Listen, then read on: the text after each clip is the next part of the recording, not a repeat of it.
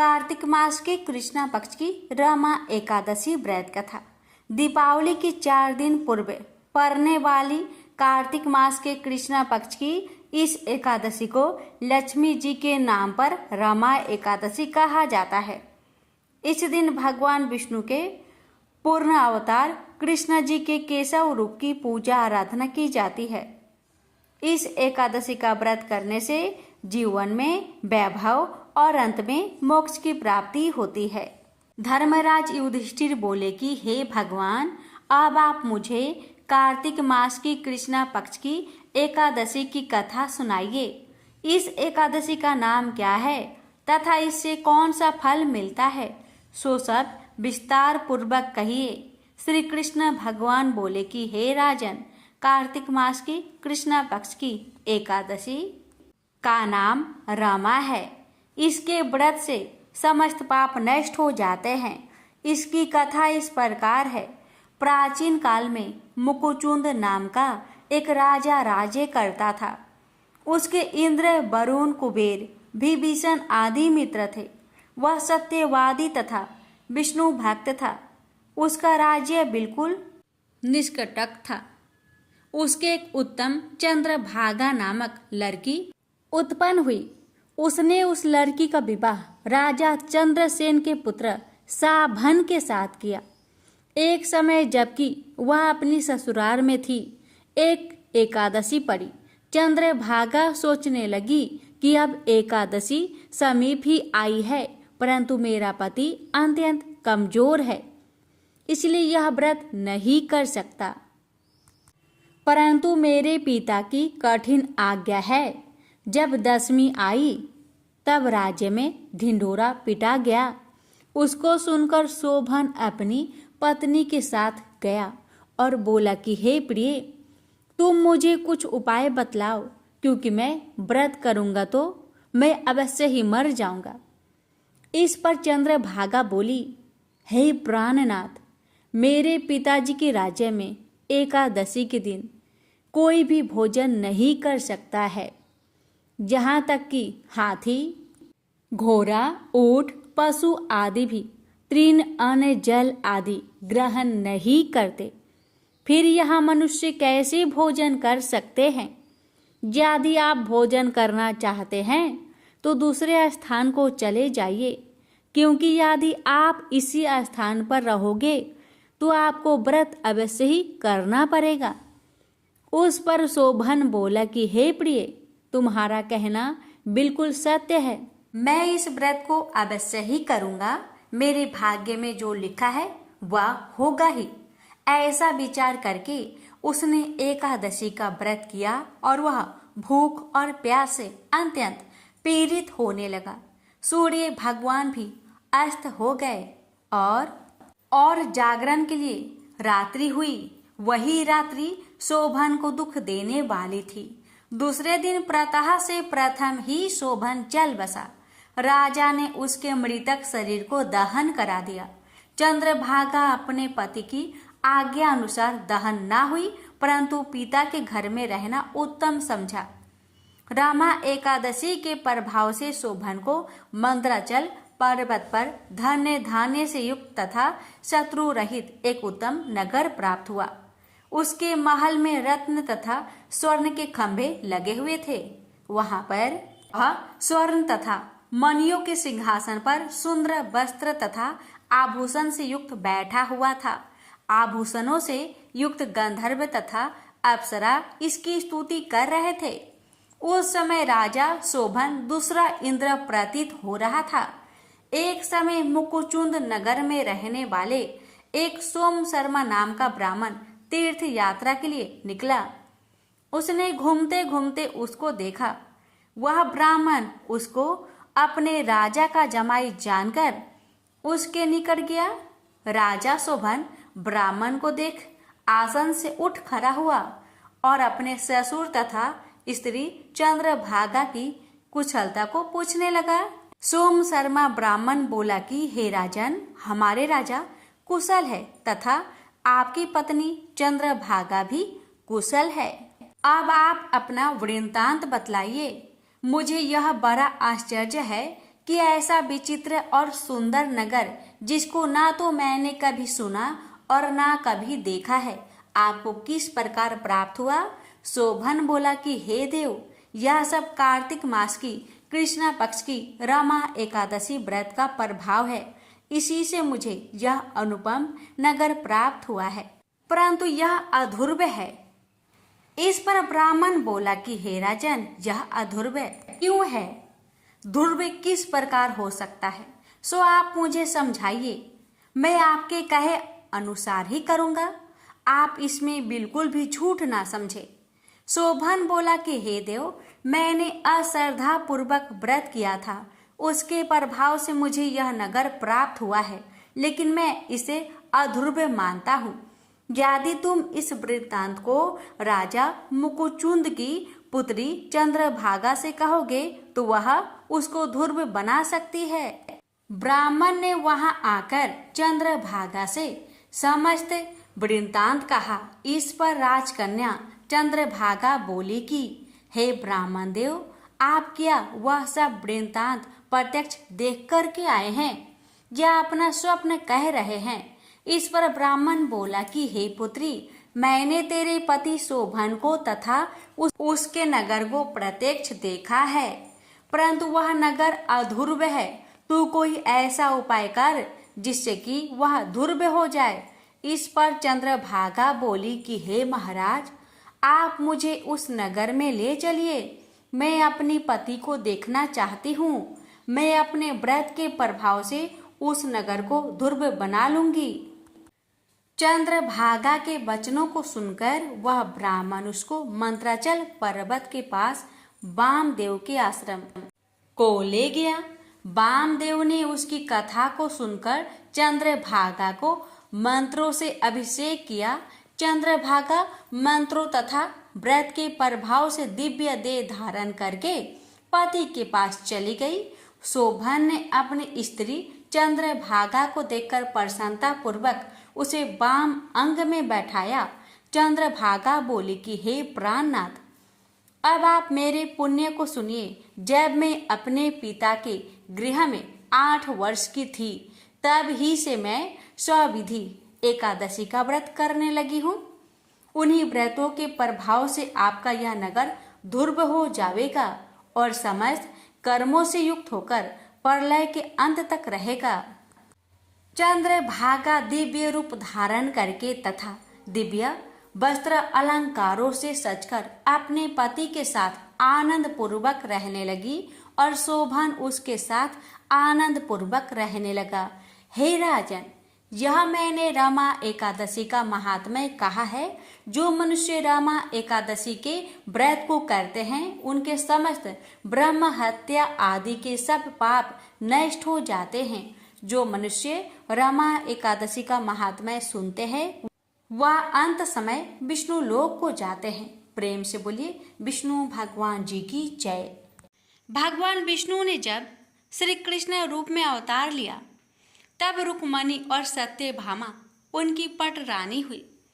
सत्यभामा पूर्व जन्म में एक ब्राह्मण की पुत्री थी। युवावस्था में एक ही दिन इनके पति और पिता को एक राक्षस ने मार दिया। कुछ दिनों तक ब्राह्मण की पुत्री रोती रही। इसके बाद उसने स्वयं को विष्णु भगवान की भक्ति में समर्पित कर दिया।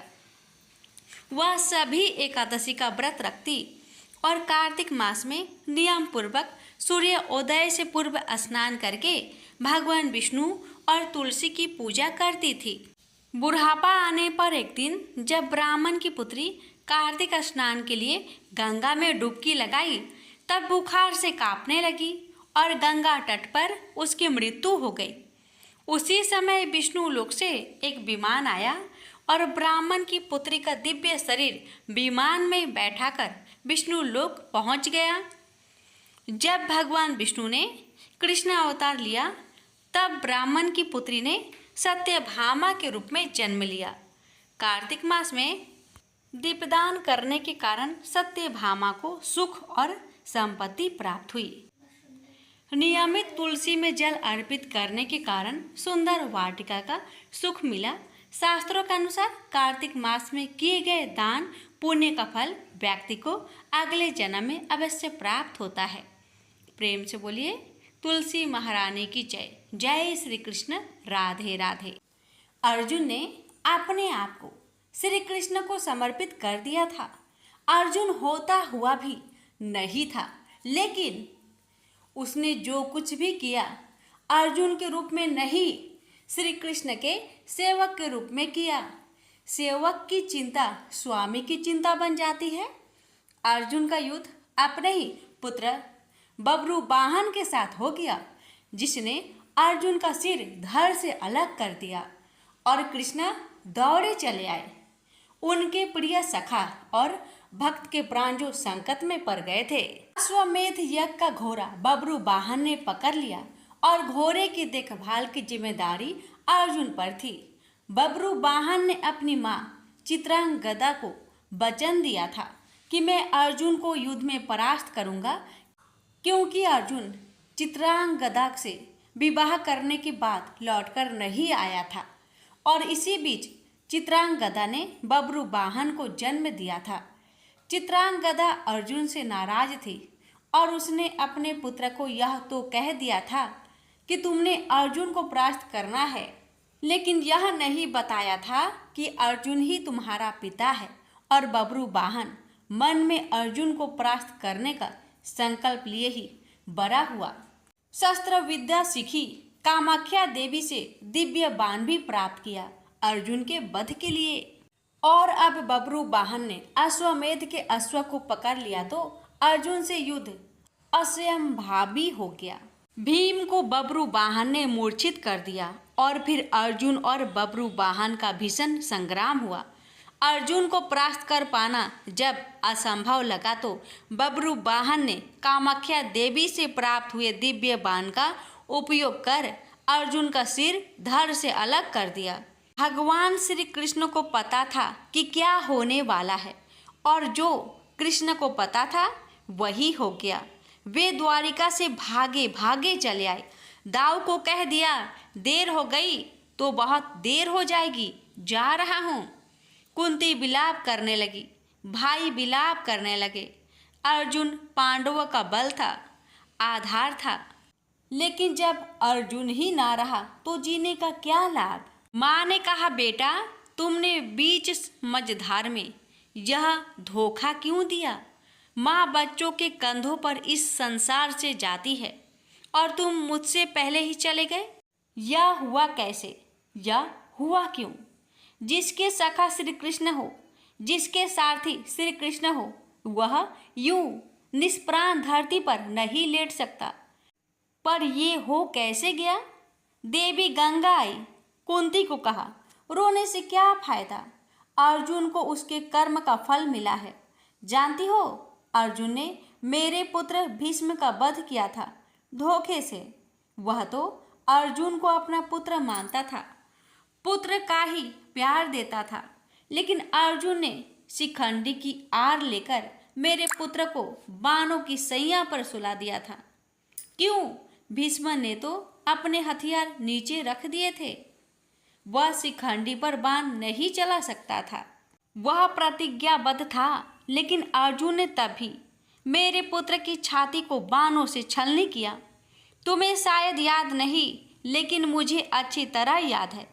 तब मैं भी बहुत रोई थी। अब अर्जुन का सिर धड़ से अलग है। बब्रू वाहन ने जिस बाण से अर्जुन का सिर धड़ से अलग किया है, वह कामाख्या देवी माध्यम से मैंने ही दिया था। अर्जुन को परास्त कर पाना बब्रू वाहन के लिए कठिन था। आखिर उसने मेरे ही बाण का प्रयोग किया और मैंने अपना प्रतिशोध ले लिया। अब क्यों रोती हो कुंती, अर्जुन ने मेरे पुत्र का वध किया। अब रोने से क्या लाभ, जैसा उसने किया वैसा ही पाया। मैंने अपना प्रतिशोध ले लिया। श्री कृष्ण ने समझाया, अर्जुन ने जिस स्थिति में भीष्म का वध किया, यह स्थिति भी तो पितामह ने ही अर्जुन को बताई थी, क्योंकि पितामह युद्ध में होते तो अर्जुन की जीत असंभव थी और युद्ध से हटने का मार्ग स्वयं पितामह ने ही बताया था। लेकिन यहाँ तो स्थिति और है। अर्जुन ने तो बब्रू वाहन के प्रहारों को रोका ही है, स्वयं प्रहार तो नहीं किया, उसे काटा तो नहीं। और यदि अर्जुन यह चाहता तो क्या ऐसा हो नहीं सकता था? अर्जुन ने तो अपना मान बढ़ाया है। कामाख्या देवी द्वारा दिए गए आपके ही बाण का प्रतिशोध लेकर आपने पितामह का, अपने पुत्र का भी भला नहीं किया। गंगा दुविधा में पड़ गई। श्री कृष्ण के तर्कों का उसके पास जवाब नहीं था। पूछा, क्या करना चाहिए? जो होना था सो हो गया, आप ही मार्ग सुझाए। श्री कृष्ण ने कहा, आपकी प्रतिज्ञा पूरी हो गई। उपाय तो किया ही जा सकता है, कोई रास्ता तो होता ही है। जो प्रतिज्ञा आपने की वह पूरी हो गई। जो प्रतिज्ञा पूरी हो गई तो अब उसे वापस भी लिया जा सकता है। यदि आप चाहे तो क्या नहीं हो सकता, कोई रास्ता तो निकाला ही जा सकता है। गंगा की समझ में बात आ गई और माँ गंगा ने अर्जुन का सिर धड़ से जोड़ने का मार्ग सुझा दिया। यह कृष्ण के तर्कों का कमाल था, जिस पर कृष्ण की कृपा हो, जिसने अपने आप को श्री कृष्ण को सौंप रखा हो, अपनी चिंताएं सौंप दी हो, अपना जीवन सौंप दिया हो, अपना सर्वस्व सौंप दिया हो, उसकी रक्षा के लिए श्री कृष्ण बिना बुलाए चले आते हैं। द्वारिका से चलने पर दाऊ ने कहा था, कान्हा, अब अर्जुन और उसके पुत्र के बीच युद्ध है, कौरवों के साथ नहीं, फिर क्यों जा रहे हो? तो कृष्ण ने कहा था, दाऊ, अर्जुन को पता नहीं कि वह जिससे युद्ध कर रहा है वह उसका ही पुत्र है, इसलिए अनर्थ हो जाएगा और मैं अर्जुन को अकेला नहीं छोड़ सकता। भगवान और भक्त का नाता ही ऐसा है, दोनों में दूरी नहीं होती। और जब भक्त के प्राण संकट में हो तो भगवान चुप नहीं बैठ सकते। अर्जुन का सारा भाव हो और कृष्ण दूर रहे, ये तो हो ही नहीं सकता। याद रखे, जिसे श्री कृष्ण मारना चाहे उसे कोई नहीं बचा सकता, और जिसे वह बचाना चाहे उसे कोई मार नहीं सकता। अर्जुन और श्री कृष्ण है ही एक, नर और नारायण। प्रेम से बोलिए श्री कृष्ण भगवान जी की जय हो। बहुत समय पहले की बात है, किसी गांव के बाहर एक बरगद का पेड़ था, जिसके पास ही गणेश जी का एक छोटा सा मंदिर था। गांव में और मंदिर नहीं थे, इसलिए सब लोग इसी मंदिर में आकर पूजा किया करते थे। गांव में एक भिखारी भी रहता था, भीख मांगना ही उसका काम था। गांव छोटा सा था, भिखारी को काफी भीख नहीं मिलती थी, इसलिए यह और कोई उपाय न देखकर मंदिर के दरवाजे पर बैठने लगा। सोचने लगा कि लोग यहाँ धर्म करने आते हैं और नहीं तो सही पेट भरने लायक भीख तो मिल जाया करेगी। भिखारी दिन भर मंदिर के दरवाजे पर बैठा रहता और जब वहाँ किसी को आते देखता तो शिव शिव रटने लगता। इस तरह बेचारा दिन भर गणेश जी और शिव जी का नाम जपता रहता था, मगर शाम तक उसे भीख मिलती थी। फिर 2-4 मुट्ठी अन्न और कुछ फल मूल और कभी कभी 4-6 पैसे मिलते थे। हालांकि इतनी थोड़ी आमदनी से किसी की गुजर कैसे हो सकती है। फिर भिखारी को अपना ही नहीं बल्कि अपनी बेटी की भी चिंता करनी पड़ती थी। उसकी बेटी का नाम था कमला और वह बड़ी चतुर और बड़ी समझदार थी, मगर चतुराई और समझदारी से तो पेट की आग नहीं बुझती, उसे तो भोजन चाहिए। इसलिए कमला कभी कभी अपने बाप को भोजन पाने के लिए तंग करने लगती थी। उस वक्त भिखारी के दिल पर बड़ी चोट लगती, उसकी आंखें भर आती थी, वह चिंता के समुद्र में डूब उतरने लगता था। गर्मी के दिन थे, दोपहर का समय था, ऊपर आसमान और नीचे धरती धक धक जल रही थी, चारों तरफ सन्नाटा छा रहा था। ऐसे ही समय में महादेव पार्वती लोगों का सुख दुख देखने इस संसार में आए।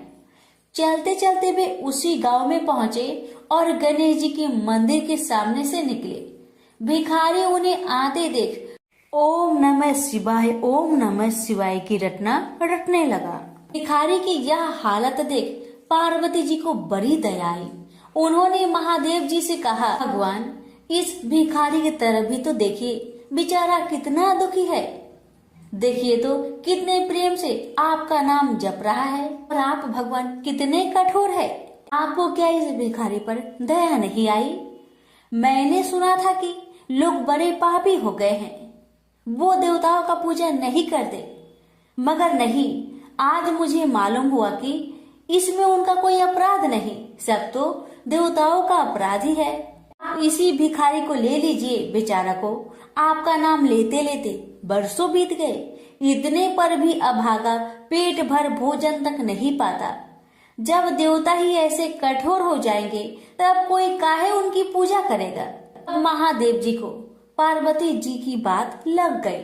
भगवान बोले, देवी आप असल बात क्या है नहीं जानती, और आप जान भी नहीं सकती, क्योंकि आपका हृदय ही इतना कोमल है कि मैं कहता हूँ देवी आप जिद ना करें, जो हो रहा है उसे होने दीजिए।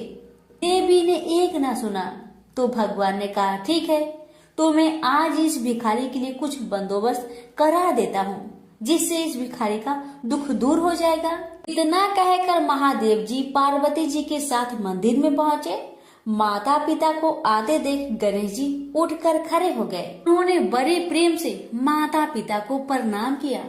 महादेव जी ने गणेश जी को आशीर्वाद दिया और कहा, देखो बेटा, यह भिखारी बरसों से तुम्हारे द्वार पर बैठा है, मेरा नाम जपा करता है, मगर तुमने अब तक इस पर दया क्यों नहीं किया? अब ऐसा कुछ उपाय करो जिससे इस बेचारे का दुख दूर हो जाए। गणेश जी ने हाथ जोड़कर उत्तर दिया, अच्छी बात है पिताजी, 7 दिन के भीतर उसका दुख दूर हो जाएगा, उसे कहीं न कहीं से 2 लाख रुपए मिल जाएंगे। गणेश जी का उत्तर सुनकर महादेव पार्वती आगे को चल गए। इसी समय एक बनिया मंदिर में पूजा करने आया था। वह आड़ में छिपा छिपा महादेव जी और गणेश जी की बातें सुन रहा था।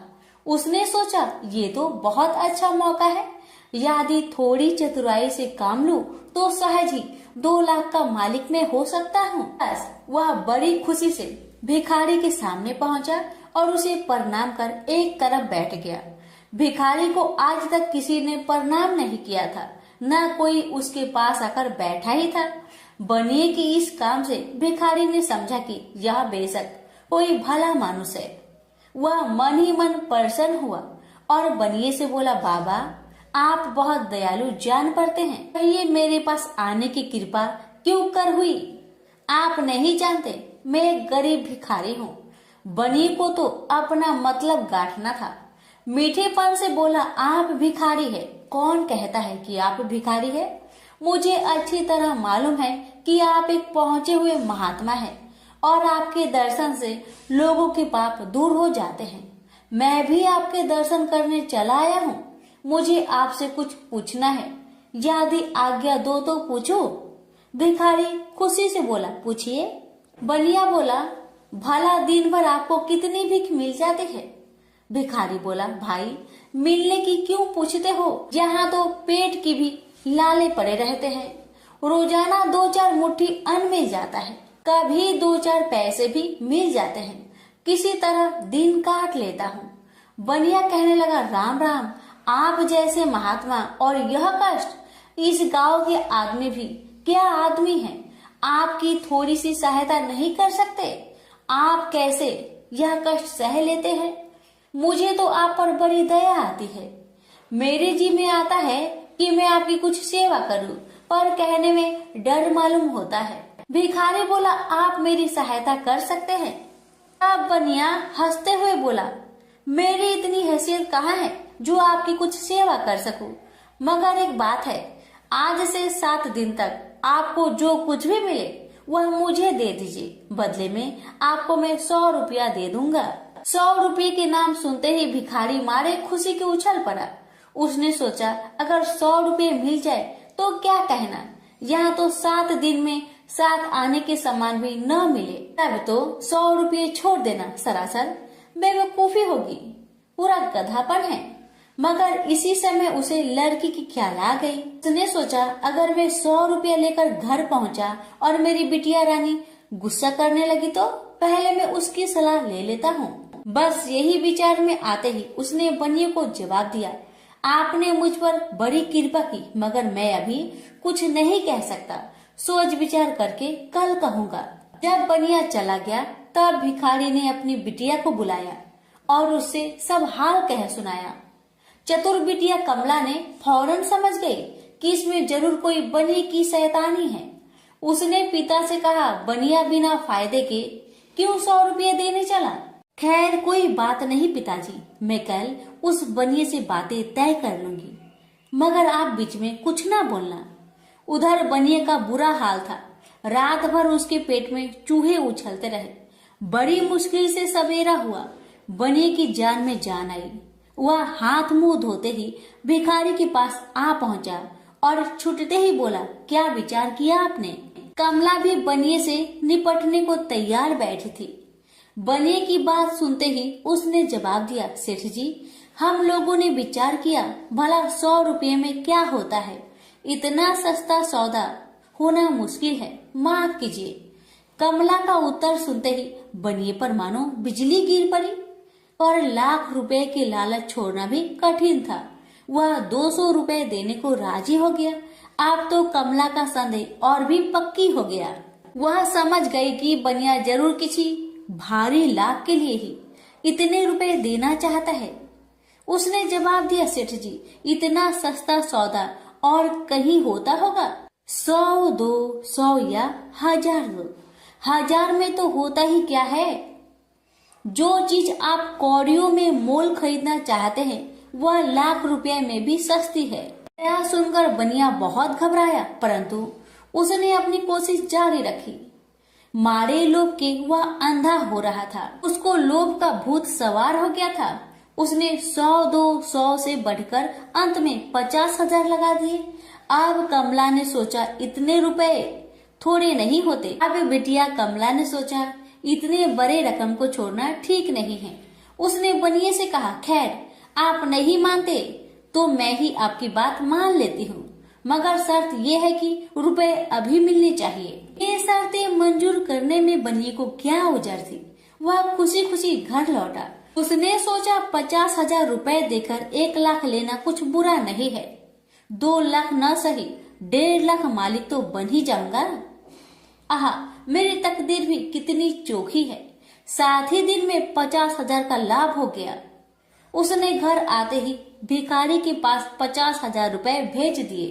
अब बनिया हर रोज भिखारी के पास आता और उसकी दिन भर की भीख घर ले आता। इस तरह 6 दिन बीत गए। अब तो बनिए को बड़ी फिक्र हुई। 7वें दिन वह फिर गणेश जी के मंदिर में पहुंचा। उसने देखा कि आज फिर महादेव पार्वती मंदिर में पधारे हैं। बस वह दीवार से कान सटा उनकी बातें सुनने लगा, मगर यह क्या, उसका कान दीवार में चिपक गया। उसने कान छुड़ाने की बहुत कोशिश की, पर कान टसमस न हुआ। तब वह दाहिने हाथ की सहायता से कान छुड़ाने लगा। इतने में हाथ भी दीवार में चिपक गया। इधर महादेव जी ने गणेश जी से पूछा, बेटा इस भिखारी के लिए कुछ इंतजाम हुआ है? गणेश जी बोले, जी हाँ, उसे 50,000 रुपए तो दिलवा दिए हैं, बाकी के लिए बनिए को दीवार से चिपका कर रखा है। यह बनिया बड़ा लोभी कंजूस है। इसने गरीबों से एक एक के 4-4 वसूल कर अपना घर बनाया है। रुपए वसूल करने में इसने गरीबी पर दया नहीं की। उनके बच्चे भूखे मरते रहे, पर इसने 4 रुपए वसूल करके भी संतोष नहीं किया। इस तरह इसने 1 लाख रुपए से अपनी तिजोरी भर ली है। गरीबों के माल से यह सुख नहीं उठा सकता। अब जब तक यह भिखारी को बाकी 50,000 रुपए न देगा तब तक दीवार से चिपका रहेगा। गणेश जी की बातें सुनकर बनिए ने अपना माथा को पीट लिया। इसकी आंखें में आंसू बरसने लगे। जब उसने घर से 50,000 रुपए मंगवाया और भिखारी को दे दिए, तब कहीं दीवार से उसका पीछा छूटा। से बोलिए गणेश भगवान की जय, उमापति शंकर भगवान की जय।